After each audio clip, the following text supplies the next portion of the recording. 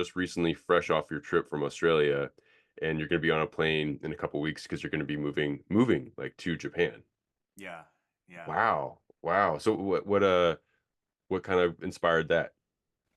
Um, I've been going back and forth for like the longest time about wanting to go to Japan. So in my Jodo Shinshu Buddhist tradition, I'm part of the Nishihonganji school of Jodo Shinshu Buddhism. Traditionally in the past, it's been not required, but it's been a very common path for aspiring Kaikyoshi full-time ministers to, once they've finished their studies here, or even in lieu of doing studies here, go to Japan and do their studies there. Um, so amongst like the Sansei, the third generation ministers, Japanese American ministers, most of them went to Japan to study after finishing at IBS. Um, but now, like with like the new generations coming through, it's not a requirement, and it's not even like a, you know how like you have those like unspoken like requirements. It's not an unspoken requirement, I feel, at all. They've tried to make it more accessible for English speaking folks, especially with like the fourth generation Japanese Americans, not like myself, not knowing a lot of Japanese. It's really hard to go. And so I was interested in going before, but after my Tokudo ordination, I was like, oh, I definitely don't know if I can do this like for a full like however many years, because it was very, the Tokudo itself was very like physically grueling, and then the language part was very difficult. I could understand maybe like a little bit. I knew when they were like very mad at us, but that's about it. Um, but then after my Kyoshi, which was last year, our teaching certificate, it's very similar format to the Tokudo ordination. I just realized how little I knew about Jodo Shinshu, even going through IBS, which I don't think is like to say that I didn't learn anything at IBS, but I just think there's so much more available in Japanese, and in like that just isn't translated in English. And then also wanting to know more ritual, in the sense of wanting to make ritual important in the U.S. In different ways that aren't just going through the motion, like that's like dogmaticness of it. So I was in back and forth conversation with my partner about going, and so yeah, I think earlier last this past year when I realized after Kyoshi that like I really want to know more, I decided to try to go to Chubutsu, which is Chuo Gakuin, which is like the seminary. I think Reverend Bridge mentioned it when you talked to him. Yeah, it's a 1 year or 2 year seminary, depending on the track you want to take. So I'll be going to do that. It's like a vocational school for ministers, so it's not necessarily like a graduate school, or it's not a graduate school at all. Um, but it's more like high school structured, where it's not independent study. You're very hands-on in the classroom, from what I've heard. And that's probably what I need more than like studying on my own, because I know I won't study on my own if I go. But yeah, so that's what I'm going to be doing. But before that, I'm doing a 4 month, like 20-hour a week language program just to like get my Japanese up to at least speaking. Because I do know a little bit, but probably definitely not enough to get by. Even though all of the ministers I've talked to are like, "Oh, just go, like you'll be fine," but like that's I don't think reasonable. So I said I'll do this 4 month language program. Hopefully, I'll learn something. But yeah, Wow, yeah. No, that makes a lot of sense. And then also too, so I mean, since you'll be in Japan, it'll probably enrich your experience and allow you to do a little bit more if you have more facility in the language and everything like that. Um, and so you aren't like a full on like moving to Japan for like the long term, but you will be there for a couple years and then likely coming back, do you think, or do you think you'll be out there for a while? yeah, I'll be there for about a year and a half, maybe a little bit longer. But yeah, once I come back, I should be. I don't know when exactly, but the bishop of the head minister of our BCA is said that he'll assign me around halfway through my program, or um, I know he's really busy, so it might be even later. But yeah, so hopefully I come back and I can start serving full time as a minister either sometime. I'd assume in the fall when I get back, because yeah, when I come back it'll be like the middle of spring, and then a lot of temples are really busy during the summer for the Obon festivals, and so I'd assume the starting in the fall, but who knows? Yeah. Yeah. Wow. Well, I mean, how exciting. I mean, like this is such a huge change and such a wonderful thing to build on because I know that yeah, you I believe you received uh Tokudo in December of 2023 and Yeah. then Kiyoshi in your certificate, your Kyoshi certificate, I think earlier this year in 2025. Yeah.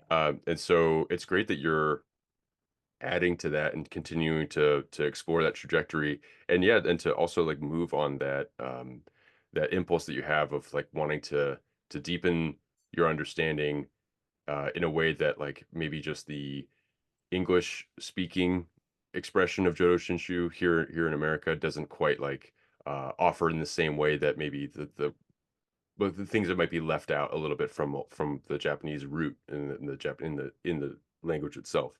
And I was just wondering, like, just overview wise, whatever you're comfortable with going into, like, what are some like distinctions that you see between things that you can kind of glean from the the Japanese root, the English, the Japanese speaking uh, expressions of Jodo Shinshu versus things that you are seeing here in America?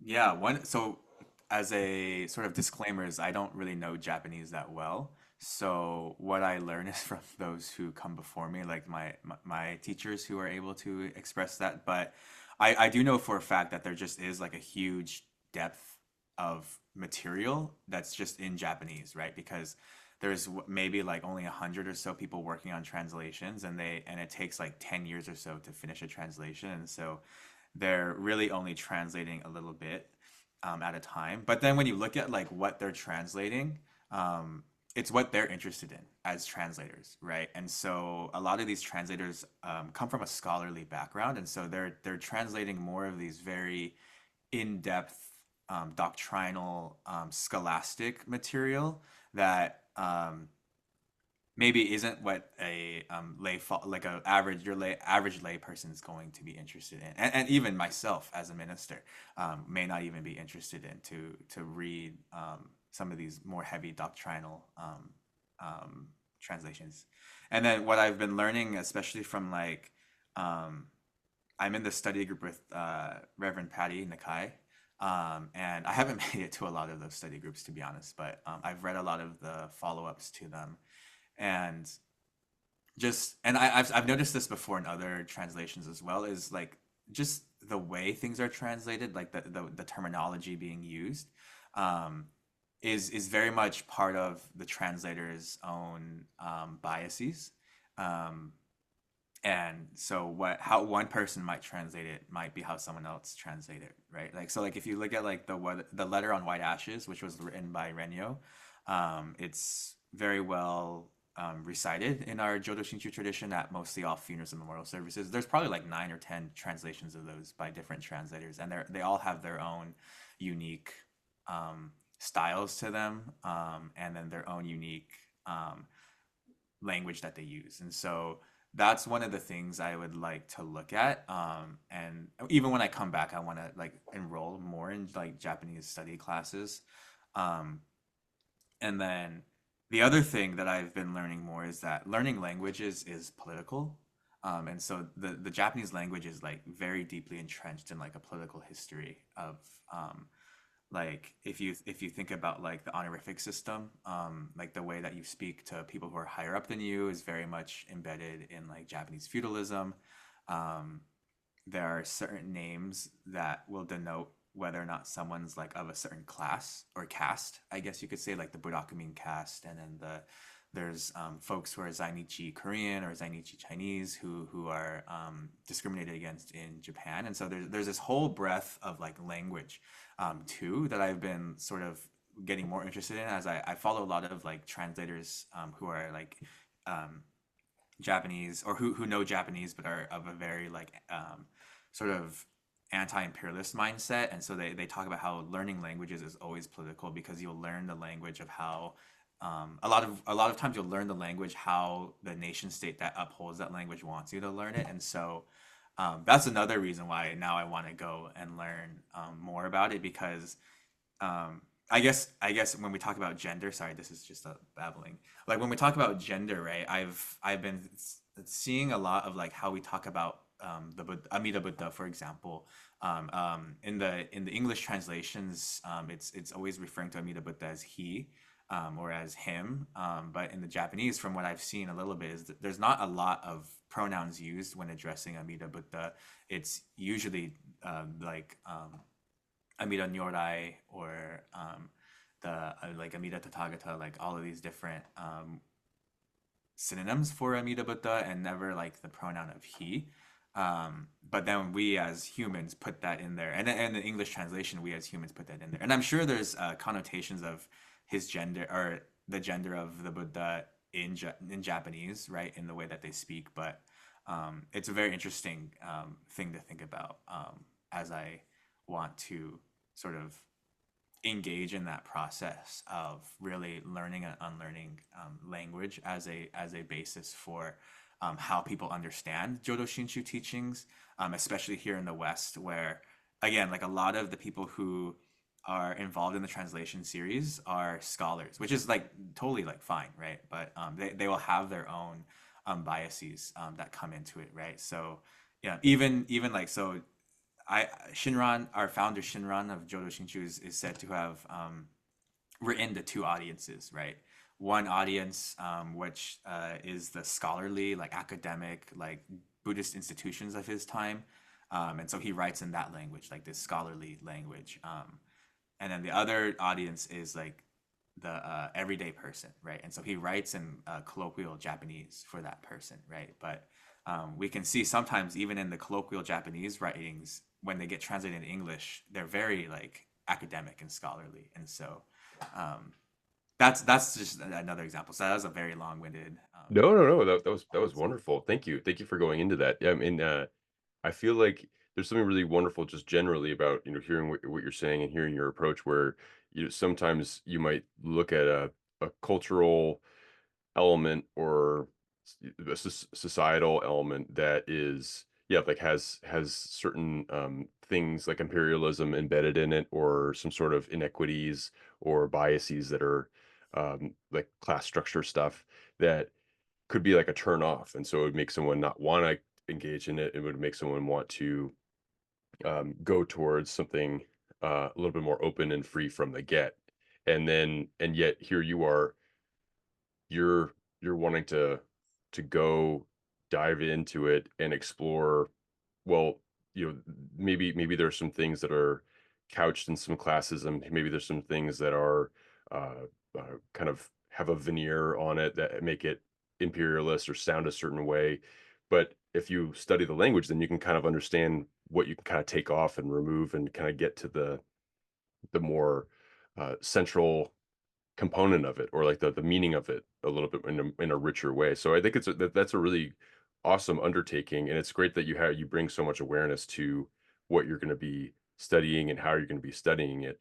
And yeah, like that's also a really wonderful distinction about, like, with Shinran having written for two different audiences, and then what we in America, from like a more English speaking uh population, you have the translations, but they have a scholarly language that's brought into it, even though it's meant for the everyday. So I just think that there's something very cool about what you're doing, and what you're going to be able to shine a light on as a result of all of that.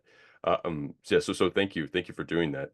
And also too, just with your experience, because I know that um, you're you're very driven towards raising awareness towards, especially towards like imperial ideology, colonialism, settler mentalities, and injustices, social injustices, whether it's like uh, working towards preventative care for AAPI populations. And I know that you're vocal about the genocide in Gaza, and I just wanted to talk about, like, how you find your expression of Jodo Shinshu and your social advocacy work, like how those two weave together.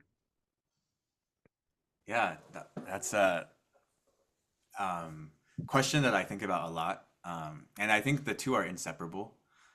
For me, I think Jodo Shinshu is ultimately the baseline is about, walking the path of liberation, understanding that um, our spiritual liberation has already been guaranteed to us by Amida Buddha. And in that sense of, you know, ease of having our liberation be already um, guaranteed for us is that turning point that allows us to engage in this world here to work towards the liberation of um, all sentient beings here in this life, right? And so I think that purposefully, I oftentimes what's the word for it?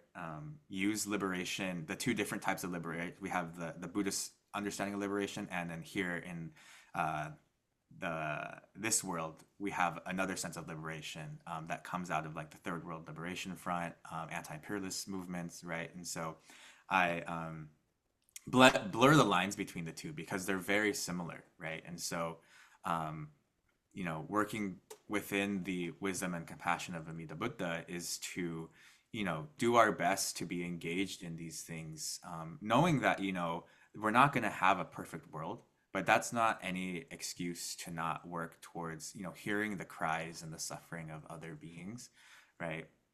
I had a friend who talked about how like those cries of, um, that we hear in Palestine are the cries of the Nembutsu calling out to us to engage in this world, to engage in um, you know working towards alleviating suffering in this world, right? And so I think a lot of times the common rebuttal to engaged Buddhism, and I put engaged Buddhism in quotation marks because I don't think there is a Buddhism that isn't engaged. Um, is especially in Jodo Shinshu is, oh, that's Jiki practice, that's self power practice, right? You're or it's you, how can we engage in anything? We're all full of our bonbu-ness, we're all full of bonno, and so I should just not do anything, right? And so I've come to think of that as like licensed apathy. In Jodo Shinshu we have this term called licensed evil, where it's back in the day, Nembutsu followers, maybe not necessarily Jodo Shinshu Buddhists, but Nembutsu followers would say we can do anything because we can do bad acts because our liberation is guaranteed. We'll be born in the Pure Land, so um, we can kill a million people, right? And we'll still be born in the Pure Land, right? So that's sort of what licensed evil is. But today, I think there's a sort of licensed apathy, right? Where there's no need for us to be engaged in these things. It doesn't concern us. Our liberation is already um, secured by Amida Buddha, right? And so I think that's a newer form of what we're seeing now, as opposed to licensed evil. It's a sort of a licensed apathy towards all sentient beings. But when we look at Bodhisattva Dharmakara, who became Amida Buddha's vows, right? It's about all sentient beings, right? It's about bringing about all sentient beings towards liberation.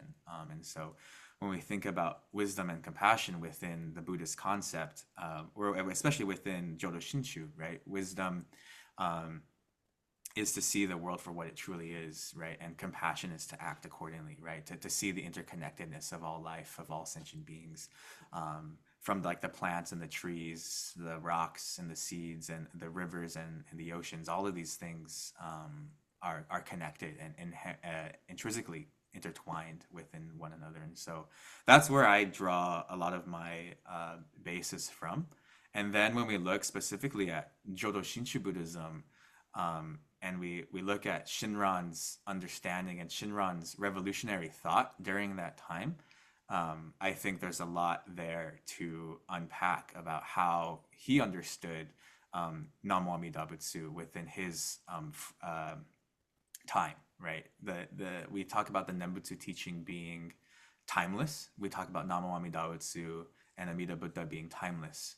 But Shinran encountered the Nembutsu at a very specific time, at a very political and social time in his lifetime, right? And so I hear a lot of people say we can't historicize Shinran, because the Nembutsu is timeless. But I think it's precisely because Shinran was a person, you have to historicize him, and see how he interpreted the Nembutsu given his social, political, and historical context. And I think that for me has been very important, and was actually a lot of the basis for my thesis. I interviewed 5 Jodo Shinshu followers today, in the present, spanning a variety of different backgrounds, and ages and things like that. And so um, contextualizing them within Shinran's thought, and then contextualizing their experiences as well, through this like lens of uh, Buddhist liberation, in both senses of the word. So yeah. Wow, yeah. That sounds like a fascinating experience, like writing that thesis. I mean, did it kind of open up things for you in a certain way, and did it kind of impact the way that you now approach your social justice, or also just in general, like how you perceive your own expression of Jodo Shinshu? Yeah, I think it was very eye-opening for me because I specifically chose people who are at the margins of our Jodo Shinshu community, in the senses that some of them have felt they've been pushed out of the Jodo Shinshu community, or um, they themselves have distanced themselves from the Jodo Shinshu community, or maybe don't feel either of those, but just by the identities they hold are not like a privileged identity within our community. Um, and so yeah, I purposely wanted to speak with those folks because I think a lot of times within Jodo Shinshu, we don't ask ourselves why people are leaving. We only ask how can we get more members. But yeah, I wanted to see, why these people have distanced themselves or left or felt pushed out. And a lot of it is because of the um, they feel that the temples are inadequately addressing social issues that are going on. And so that was a big thing for me, is to, listen to what they're saying and put it to paper. Um, and, I was a little afraid because I'm critiquing the institution that I'm a part of. But one of my interviewees was very adamant on having their real name be used, even though I was going to keep all of them anonymous. But they really wanted their real name to be used because they're like, well, these ministers need to know, these leaders need to know how they've treated me, and how they've treated my family, and how, shitty they are in a lot of ways. And so that sort of gave me the courage to push through, and be a little bit more bold in how I wrote about things, and how I portrayed things. And those similar instances, not just with that person, but other people have allowed me to have this sort of boldness in how I speak up about things, knowing that it's not going to be received well by those in power, and those who are the leaders of our community, and just in the broader community as well. So that was something that was very eye-opening when I was writing the paper. And then just how deep sense of knowledge that all of these people have in Jodo Shinshu, that I think gets a lot of times underwritten, especially those who are engaging in, anti-racist, um, you know, LGBTQ issues, um, any sort of thing that doesn't fit the stereotypical, like moderate to conservative Jodo Shinshu community. Um, I think I've heard a lot of people get written off like, oh, they don't truly understand Jodo Shinshu. But when I was talking with them, I was like, dang, you know more than Jodo Shinshu than I do, and I'm going to IBS, right? And some of them have spent their lifetime studying Jodo Shinshu from whatever their background is. And so um, yeah, and it's very eye-opening for me as a minister, a new minister, to be like, well, I know nothing. And again, this goes back to this, I know nothing, everyone else knows everything. And so I always have this, I always have more to learn from all these people. And so I'm hopefully wanting to interview more people. And I don't know what I'll do with these interviews, whether I've never been interested in writing like a book or something, but I think they're very helpful in articulating these things that we don't talk about within our community. Um, and so I do want to conduct more, but we'll see if I have time. Yeah, right. Yeah, you've got a busy upcoming year and a half. No, but that's such a wonderful thing that you're doing by I mean, just even from the get, like your position and your awareness of your own position where you recognize that I don't know as much as somebody else who's been in this for a while has, and your humility with that and being with that, and it opens it up. It opens the whole Jodo Shinshu experience for you because there you are saying, well, actually, in fact, these marginalized individuals that I'm talking to have it seems like they have something a deeper understanding than some of the other people that I might talk to or they otherwise might let on. And so you're kind of getting uh, like a richer experience with your community and a greater Jodo Shinshu Sangha as a result. And it's really special. And it's great that you're getting their voices out. And then, yeah, I mean, like the person that wants their name explicitly on there is something about that anonymity kind of softening the impact of the research. It's like, oh, well, who was it then? I don't know. But if it's like, oh, it was that person, like I know that person, and now it's personal, and now I can really kind of position this in my brain as someone that needs to correct a behavior or otherwise address some systemic issues. Like now I know that this is actually affecting real people in a different way. So it's very brave work on the interviewee's part, but it's also very brave of you to do that because here you are, new minister, going through the motions. You're very much connected to this community, and you're kind of shining a light in some places that might not be, uh, you know, shining a light on like some areas that don't look as good, or they don't these are things that they're dark for a reason because we just don't want to talk about it because they're not like very sightly. So yeah, no, it really is special. And then well, I had one question that I'm going to say out loud so I can come back to it, but like the cries that you mentioned, there's this like poetic phrasing that a colleague of yours had mentioned about the cries of the people in Palestine being the cries of the Nembutsu. I just want to tuck that away out loud for myself. But then also too, uh, because we're kind of in this zone, I wanted to ask about it's like when it comes to your general work of working with social justice and working with advocacy for marginalized groups and populations that are uh, under systemic oppression. You were talking about like that movement coming from places of wisdom and compassion, which is like so important. And then there you are bringing awareness to the communities at large about these people that are being marginalized or the people that are being targeted for whatever reason. And just when it comes to that bravery, because there is that uh, position you're in where you are bringing truth up.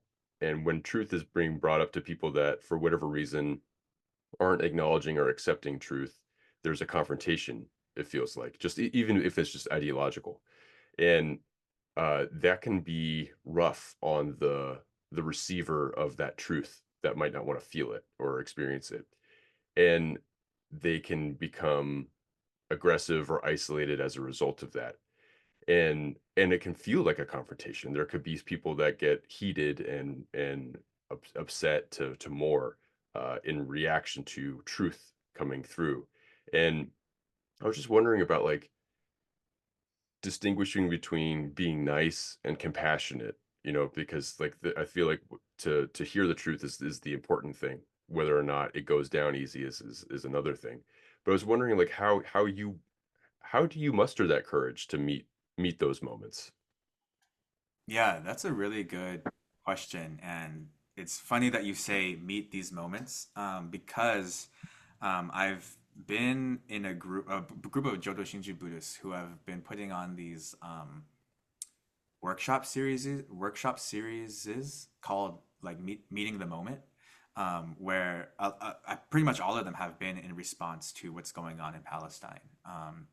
The genocide that Israel's committing against them, and how we as Jodo Shinshu Buddhists can respond. And so we've sort of put meeting the moment. But yeah, I think it first starts with a deep introspection of myself, right?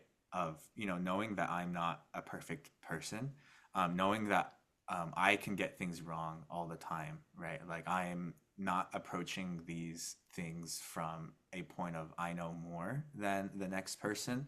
Um, I've just have a different been able to have been open to all these other experiences, and I think that's a fundamentally like Jodo Shinshu aspect of our engagement is to always have this deep self-reflection of why am I doing this? What am I doing here? Is what I'm going to be, is the reasons I'm engaging in this right? Right? Because there's always this sense of like selfishness of like, I want to be seen on like the right side of history, right? I want to be seen in this way, right? And so I think that's a very critical thing that Jodo Shinshu offers me is to always be self-reflective and see um, how I can always, be more um, educated on all these issues, right? Because there's so many different avenues that you can take it from, right? And so um, that's where I start with. But then the question of like the sort of frictions that arise, I think often get pushed down, and I don't know if it's like a Japanese thing or an Asian thing or Eastern thing. Um, but harmony is, or a Buddhist thing, right? Harmony is often brought up within Buddhist communities to, um, I think, silence a lot of difficult discussions. I was in an Asian American restorative justice circle, um, I think a year ago or two ago, and harmony came up a lot of like when we're trying to address harm and violence that has occurred within our community, the response is to try and maintain harmony, but that response has been cloaked with a lot of power dynamics, right? So these Asian American restorative justice practitioners are trying to rethink what does harmony, what does true harmony mean. It doesn't mean the absence of conflict, but sort of like this ability to work towards a better imagined future as a community, even in all of the mud and all of the dirt, right? And so we have to have these difficult conversations, and it might be uncomfortable, and and it's definitely uncomfortable, especially coming from like a Japanese community where we don't talk about all of these things, and so it can come off as confrontational to be, to have these things, maybe thrust in our face, not really thrust, but and then I go back to one of my Buddhist minister mentors who always says, Buddhism isn't about being nice. Buddhism is about being real. And so that's where I really take it, where we're thinking about what does Amida Buddha's liberation mean um, in this life, right? Not just in the um, Pure Land realm of thinking, but really, like when we think about true liberation, right? That's guaranteed to us, right? What does that mean? How do we apply that in this life, right? In this really fucked up world that we're living in, right? And so and we've had a few times in those conversations, we've also, the committee that I'm a part of at my temple in Mountain View has had a few of those conversations too, and we've had folks who maybe weren't ready to hear that, and interrupted the presentation. I brought my friend in. His name is Samir. He's a middle-aged, sort of, has kids already, graduated out of college, but he's Palestine. He's a huge Palestinian advocate here in the South Bay area, especially within the education realm. And I met him through that work. So I asked him to come and speak to our temple, and we do these things called compassionate conversations that were started. They were started many years before I was, you know, as socially aware that I was now. And it was started by my mom, my auntie Akemi. Um, I don't know who else. I know my friend Dan was also part of them in the 2020 rendition. So they were doing these compassionate conversations around like anti-blackness in response to the George Floyd murder by police. And so what does anti-blackness mean?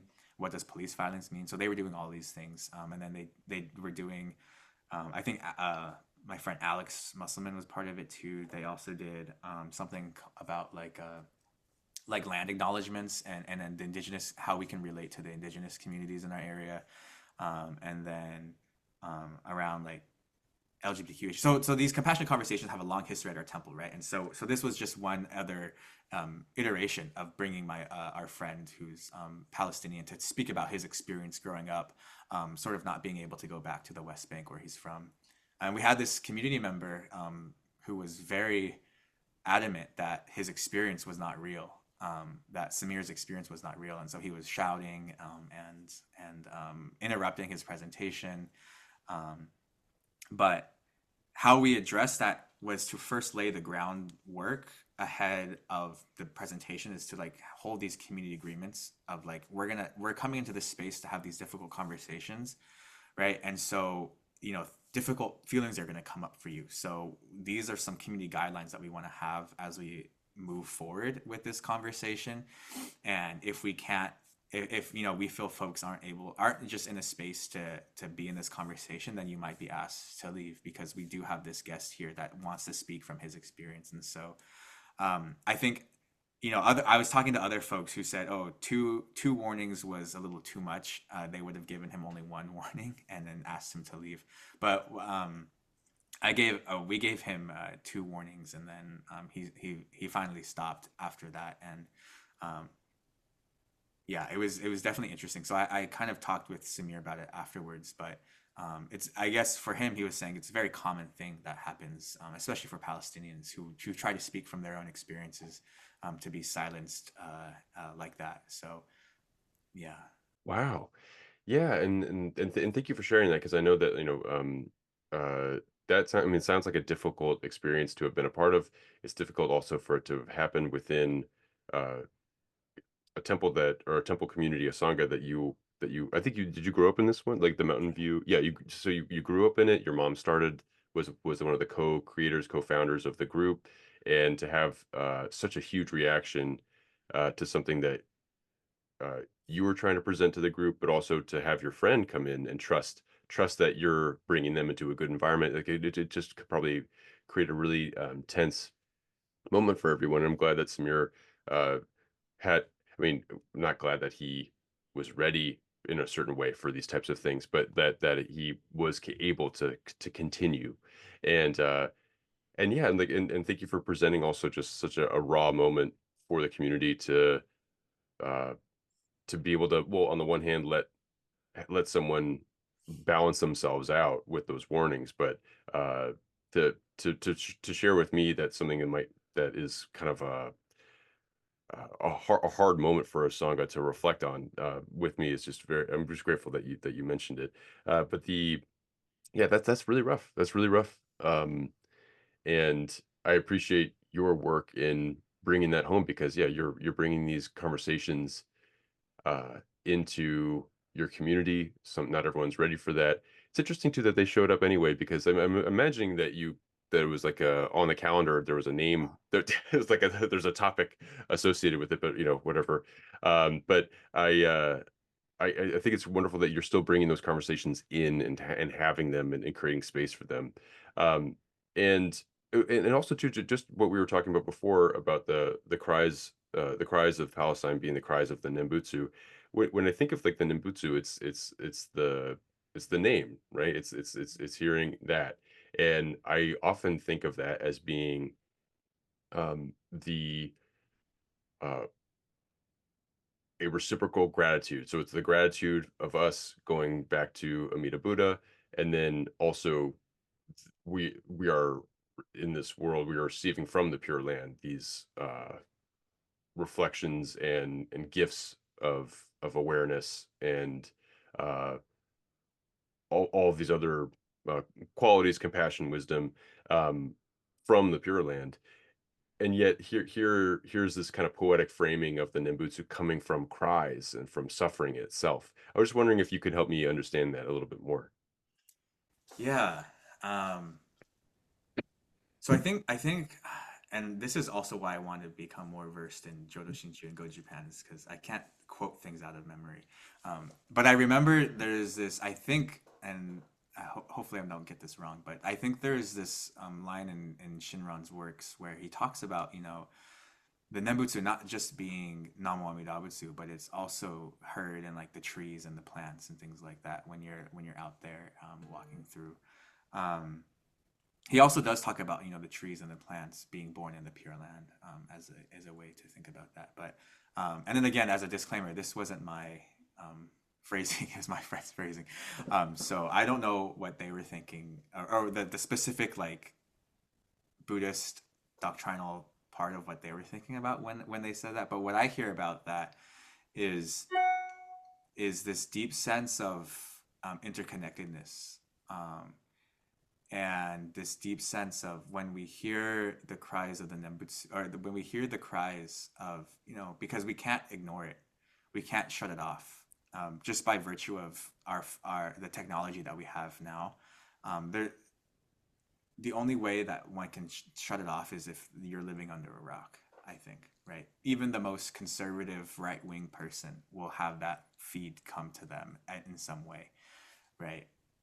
And so when we hear the calling voice of the Buddha, what do we do, right? When we hear the calling voice of Amida Buddha, right? Do we shut our ears off and ignore Namo Amida Butsu? Do we ignore the warmth of the light of the Buddha, right? And so that's sort of applied here, right? When we hear the cries of those who are, facing a genocide, right? Do we turn our heads and our ears off? Do we turn away from them? So it's in one sense it's a metaphor, but in another sense it can be very literal. Of like those voices are actually Amida Buddha calling out to us through these compassionate means to get us to be involved um, in the greater working, right, of all beings. And so yeah, I think it's a very beautiful, very sadly, to really be real, is very sad that it has to be said in that way too, because uh, I think they meant it also as a wake up call, because we haven't been listening, we haven't been attentive. We've to be honest, those who have spoken out have been maybe even reprimanded in a few ways within our community. I know I have been, but yeah, and I'm from a privileged position within our community, so I know that I have a great deal of leeway that's given to me than others don't have, and so that's also another reason why I try to use that position. But I know that other people have been, again, like the my thesis I talked about in my thesis, a lot of people have been pushed out of our temple community, and so just for even thinking about speaking out. So I think another part of that is that it's a real wake up call for all of us to think about how we want to be engaged in our local communities. Like, do we want to just be a fortress that's impenetrable, right?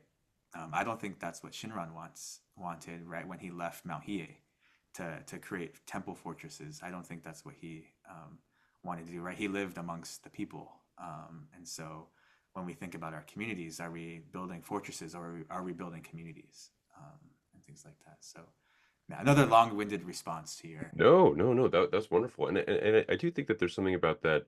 What you're saying about those, like, these temple fortresses. It's like, is this like a community center, or is this something where here we are locking ourselves up almost into a time capsule where it has to maintain its integrity, otherwise it all falls apart. Like this idea of what we're trying to create all falls apart because it has these strict things, and nothing can change. It's like, well, this isn't quite um the tradition that I mean, it's all about embracing that kind of sense of impermanence, but also too, it's about recognizing suffering and considering the cries of suffering as a wake up call. It's like an more than just an invitation to address something that's unjust or unjust. Um, and then also too, I mean, like I know that you're very active within maybe as part of your social justice work, but also to just your work maybe within the temple community. But you have a sense of desire and engagement of working with younger Buddhists or younger people. And I know that you've done work with the Springtide Research Institute, and I don't know if this also ties in with your work with the Asian Law Caucus, but you working with, especially with the Young Buddhist Editorial as well. It just feels like reflecting young Buddhist voices, having a space for uh, Asian American voices within Buddhist communities that are young and otherwise, and also with this uh, infrastructure for acknowledging the people that have come before as well. But it's definitely there is a focus for young Buddhist expression and telling the Asian young Buddhist Asian American stories. I was wondering like how that started to come into a focus for you and what that engagement has been like as of recent. Hmm. I think it was just natural, just because at the time I think I still consider myself young. And so I was just like speaking from my experience.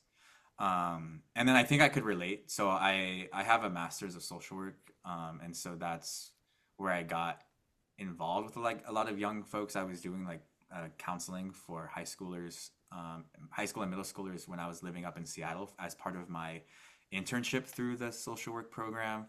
Um, and then when I moved back here, I was working at Fresh Lifelines for Youth, which was working with middle school and high schoolers who were being pushed out of their schools and into the school to prison pipeline.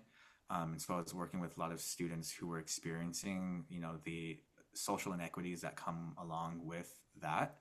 Um, and then on the sort of temple realm of that, I was involved. Like I was very involved in YBA growing up, the Young Buddhist Association, through high school.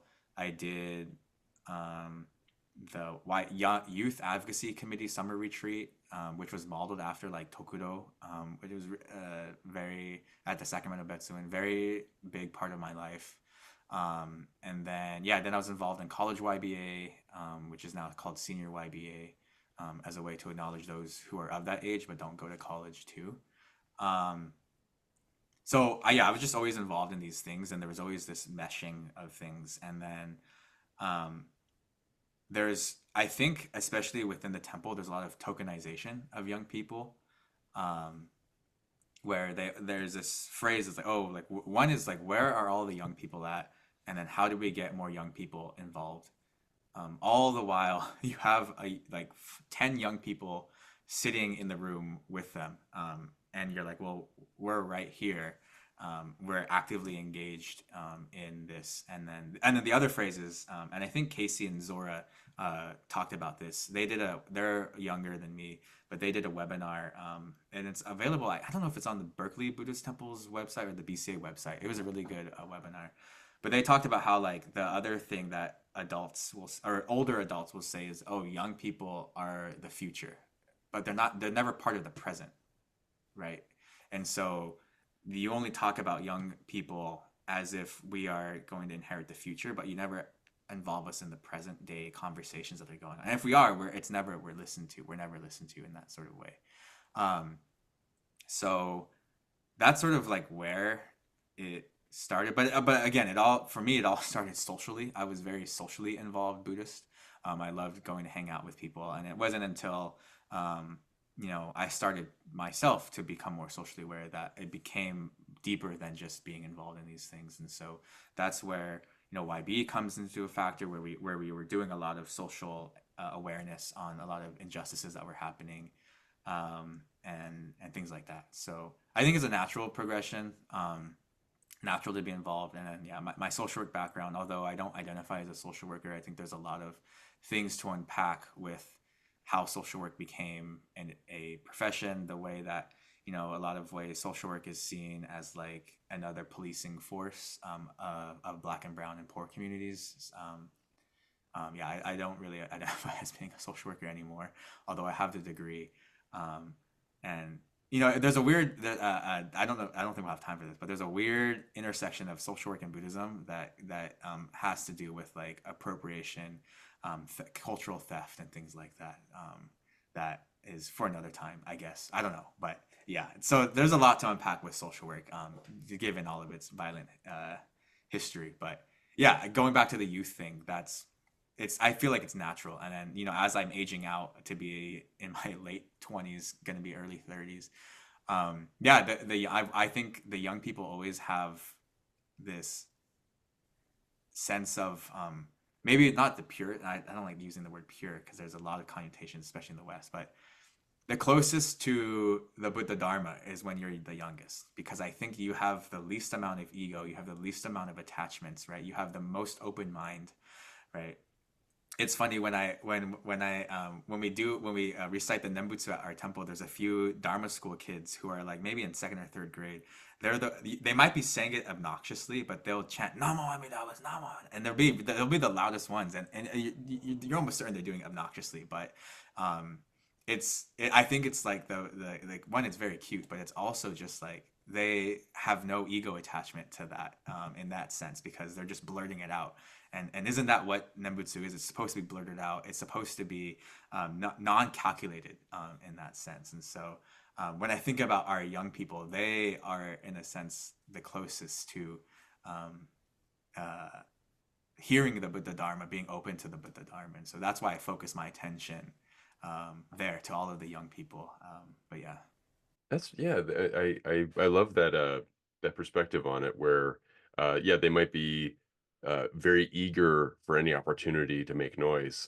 So they might be might be the most eager to celebrate moments where everyone kind of collectively says something at the same time. But yeah, I appreciate that for sure. Like, you know, these younger generations or younger people, they are uh they were just wherever we come from, you know, wherever it is before our life starts, as individuals in our own bodies. And that proximity, I think, is still raw for them, or like that proximity to that past experience. And so they're just very joyful. And there's just this element of play where saying the Nembutsu or not, they're living that, some it seems like.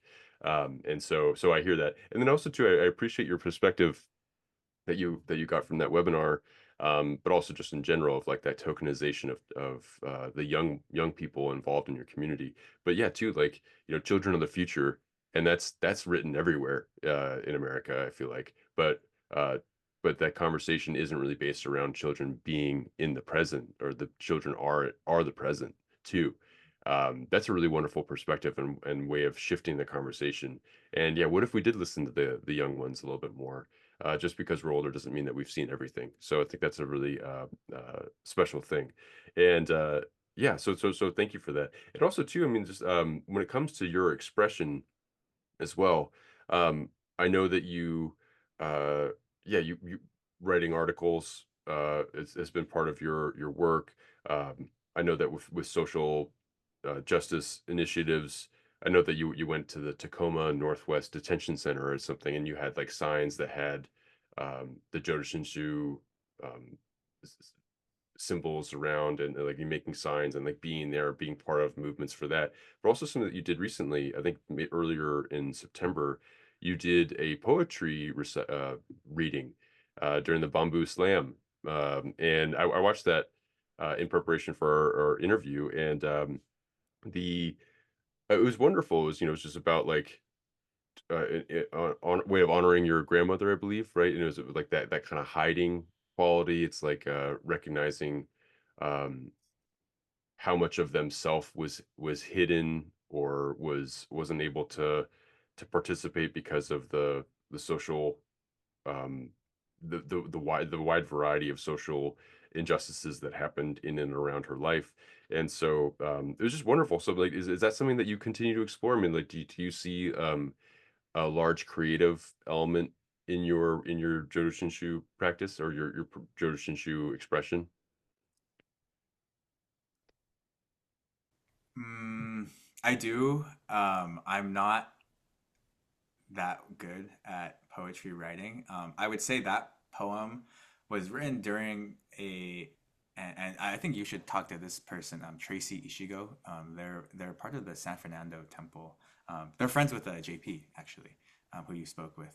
But they were part of this organization called Vigilant Love, which brought together Japanese American and Muslim American college aged young adults for an arts advocacy, activism, solidarity sort of fellowship for, I don't know if it's a year or 6 months, but part of it was to engage in like art activism. So that's where that poem came out of, was through that. fellowship I did with them. Um, but I do see it as very important to, a different way to express Buddhism and the way that I engage with Buddhism. And so I do love reading poetry. I've written a few other poems, but I'm not as comfortable. I did that for Sydney. I did that reading for Sydney. But if I had the option to, or I guess I had the option there, but if I was like at an open mic night, I would not read like that. But yeah, I think it's very important to foster that creativeness in young people too, who want to engage with the teachings in different ways, like that, where it comes out in like poetry, or it comes out in like how the Bombu jams was, because that's a completely different way of interacting with the Nembutsu and interacting with our teachings. So I'll definitely explore it more privately, because I just like to be more private too. So but yeah, I think in that regards, there's so many different ways to engage Buddhism, that so yeah, like you mentioned, the detention center we went to. That was in 2019 with Reverend Kobata was there, but then I actually had the opportunity to go back as a minister with when I went in 2019. I was just a lay person, but I think it was last year I went, or the year before that, I went with Reverend Kobata again, and Reverend Patty Nakai from Chicago. And all three of us conducted a Buddhist memorial service for all of the people who passed away in that detention center. Because a few people have committed suicide there, or have died because of lack of nutrition. So that was, I think, more so how I express my Buddhism is through things like that. And the poetry comes with it too, right? That's an aspect of it. But yeah, that was really eye-opening to be able to participate with two ministers who are very socially active, very engaged in their communities, and have done so much for the communities, to then be asked to be alongside them and be there. I was just holding the microphone for them, but it was such an honor to do that, to be able to hold that space, and create a space for folks to be able to remember those whose lives were lost because of detention, because of the racist policies of this country. So being able to be in there, and then the other side, sorry, this is another long response, is when I think about moving ritual outside of the Jodo Shinshu temple, and making it more relevant to our communities, like, because I know it can be very dogmatic, where it just seems, one of the interviewees I talked to, he's a former Catholic. He says that a lot of Jodo Shinshu rituals feel very Catholic in nature, because you're just going through the motions. It has no meaning anymore. And so I think about that. And so I went down to speak to JP's class, actually, his UCLA ethnic studies class. I can't remember which one it was, but originally we were going to be talking about YBE. And again, this is where my creativeness comes out, not in the poetry, but in these ways of blending ritual. But it was at a time when all of these encampments were rising up at the universities, in solidarity with Gaza, with Palestine, to call for divestment of all of these institutions to a genocide. And so and UCLA was one of the most heavily attacked one by like Zionist instigators, right? They were throwing fireworks in there. They were like releasing rats and all these other things into that, and the police force was called upon them.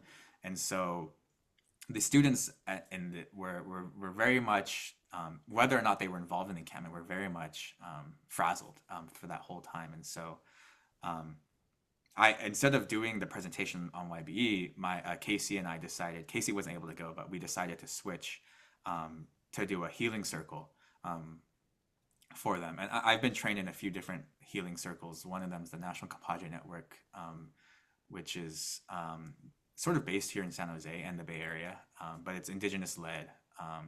And then there's a few Asian American ones that I've been a part of. But I was blending this sort of indigenous knowledge with Jodo Shinshu ritual to in the form of a memorial service. And so I asked all of these kids to bring these items that are important to them to offer to our Obutsudan, to remember, um, have this active remembrance of their ancestors to what brought them here today, and then to unpack their feelings of what was going on their school campus, because you know some of them may or may not have been involved, in the encampments. I won't say definitely for sure, but for their protection. But they could have been, right? And so, no, me and JP chanted the first lines of Amida Kyo, and then everyone offered incense. We couldn't actually do incense because we were in a classroom, and I think the whatever would go off. So we did a symbolic act of that, and then we had them place their objects of importance in that Obutsudan area, and so that's sort of where I'm talking about blending ritual outside of the hondo, and then also being able to learn from all of these indigenous elders, like my teacher for this specific healing circle, restorative justice process is Mario, through the National Compadre Network, but then also like Elina Guy Roth, and then Tati Chatterjee, through like the API restorative justice networks that I've been a part of with them. So that's where my creativeness maybe comes out more, is like making it real for these students who none of them I think identify as Jodo Shinshu. Some of them were Buddhist for sure. Some of them maybe were a-religious or were of a different religion, but being able to make it relevant for them, being able to still hold true to the Nembutsu, to Jodo Shinshu as a core teaching of this space, but then to open it up to all these folks to be able to have a healing space for them, I think was very powerful. Was very powerful for myself to be involved in that. And so yeah, Casey and I have, I think, done it another time, but yeah, we did it with our YBE group another time, but yeah, it was that one was more frantic because we had to move things around and things like that. But and there wasn't like there wasn't like an encampment that we were dealing with, but there was like other things. So yeah, that's sort of where I feel my creativeness is being flowed towards and things. Certainly, and thank you for making those healing spaces available and accessible, and for leading that. And yeah, I mean, like I understand what you mean, where it's like, and by the way, your poetry was very good. So I hope that, I know that you're private, but I hope that you continue that mode for yourself. But the creating those spaces, I mean, they're visually striking, they're visually very distinct. The spaces that you walk into, if you're gonna have incense and objects of significance positioned in a certain way, the symbolism, I think it just does something. And I think that there is a creative element in structuring that, facilitating that, being a part of that, leading it. And I'm just grateful that that you're able to exercise it in those ways for people, because I do think that they communicate a little something that you can't get from reading a pamphlet, or maybe watching a a documentary or something like that. Like I feel like it just does something to be embodied when you're there. Like you're embodying the ceremony when you're in it. So anyway, I just wanted to say thank you for making those available. I just had two quick questions, if that's all right with you. One of them is, if you have any advice for anyone that's I'm sorry, well, that one I say for later. Do you have anything that you'd like to promote? I know that you're involved in a lot of groups. I don't know whether it's a group or a project that you're specifically involved with, or if it's a project or something that you'd want to shine a light on. But if there's anything that you'd like to offer, while you're thinking about that, there is the Young Buddhist Editorial, which you can find online, www.youngbuddhisteditorial.com. There's the Asian Law Caucus, which is asianlawcaucus.org. And then I know that also too, you're in the midst of a fundraiser for Mona Alshourafa and her family. And this is something that you can find more information on your Instagram at king underscore koji, KOJI 3031. And there's like a GoFundMe and a raffle involved with that. But I just wanted to mention those, if in case there's anything else, I would love to hear about it. Yeah, I think the most important thing right now is that fundraiser for Mona and her family. Yeah, Casey, I mentioned Casey a lot. We're really good friends and we do a lot together. We're doing this raffle for her, Mona and her family, who escaped from Gaza, and they've been in a lot of financial stress because of having refugee status in Egypt. They're not able to work, and Mona and her father have gone through a lot of medical problems right now, and then they have to be able to provide for her kids. And so the raffle is one way for us to try and get raise funds for her. We've tried other ways, but we are thinking that this might be a more effective way. So if any of folks are able to, the raffle will go. The drawing will be December 1st. But you can purchase your tickets by donating to her GoFundMe campaign and submitting your receipt to our Jot form link, and that's how you'll purchase your raffle tickets. But I can send you the link to the Jot form to have on the material so folks can do. And there's 7 prizes that we worked a lot with community members to get. So a huge shout out to Aze and Azen. They're both down in LA, Little Tokyo. They donated a T-shirt and a gift card. And then Kogura Shop, which is here in San Jose, Japantown, donated a matcha tea set. And then Kula Culture. I can't remember the name. Sorry, it's my friend's friends. They donated like a zero waste starter kit. And a lot of other community members donated individual things too. So we just we're trying to raise $10,000 for Mona and her family. So if anyone is able to, please definitely donate to the campaign. And that's pretty much all I want to highlight right now. Is the most important thing. Yeah, wonderful, wonderful. And I will in my materials, I will also link your Instagram because I think if you click on that, you can go to your link tree in your bio, and you can. There's a lot of this is also available too, just in case anyone wants a shortcut if they're on Instagram. And then I wanted to also offer a space, uh, like I indicated before. But if you have any advice for anyone that is walking the Buddhist path that you would have wanted to have heard earlier on in your journey with it.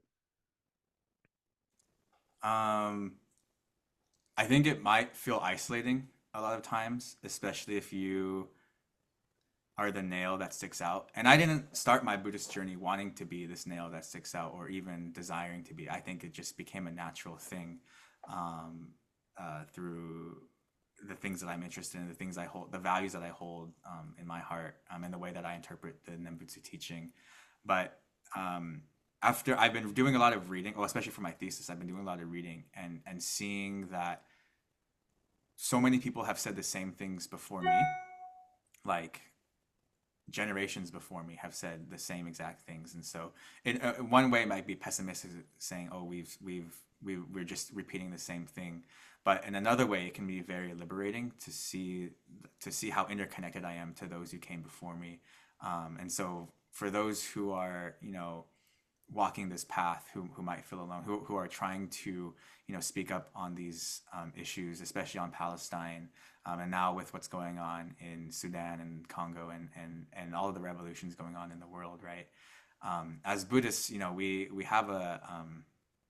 we have a teaching that is for us it works for me, and so we are deeply connected to the past, the present, and the future. And so sometimes it does help for me to look into the past and read things that those who came before me have read, and garner inspiration from them and their words, because it's not so distant from what I have said, or what others will be saying. And so, and also, like, I'm not that important of a person anyways. So yeah, so I think, yeah, you're not alone. And so walking this path, and especially walking the Buddhist path, is walking a path of community towards liberation, towards realizing oneness and things like that. And so you can never be alone when you walk the Buddhist path. Yeah. Devin, thank you so much for speaking with me. This is such a treat to catch you right before such an exciting next chapter for you. So I wish you the very best as you go to Japan and continue your certification, and then for you to come back here with all the work that you're doing with social justice and advocacy, and to be able to come back as a minister, to be able to go to your assigned space and work there. It's just a very I just look forward to this next chapter for you and all the preceding chapters because uh, you're going to be offering so much to your communities and the communities that you're involved in now. And and thank you, and also to just what you were saying about the Buddhist path being, it can feel isolating if you're the nail sticking out. Um, but it's kind of like what you were saying earlier before about how it's not a like Buddhism often is associated with being nice. But it's also Buddhism is about kind of being real, and like when you're real and you're kind of engaged to that truth, you're actually connected to more than you might think. And also too, I'm just on a similar note, but on a light note, you're just a very brave, courageous person, but you're also very chill. And so I don't know, I feel like that's hard to find. You're like, because like you can be brave and you can be like all like chattery, or you can be all like frustrated or whatever, but you've been brave in that way, or like fearful, but like, you're trying. You're just very even. And so I'm just appreciate your approach to things because it's very inspiring to be like, well, you can be brave and just like be just even. So thank you, Devin, for everything, and best of luck on your upcoming move. Yeah, thank you. And I think there's space for everyone to be brave and all that spectrum of frustrated and things like that too. Because, I'm just one person, that's how I approach it. But, the people who are out there, they're riled up for a reason. So, yeah. Well, and you're also very kind to you're willing to to incorporate everyone. There are many flavors of brave, but yeah, I just wanted to mention. But yeah, thank you very much again.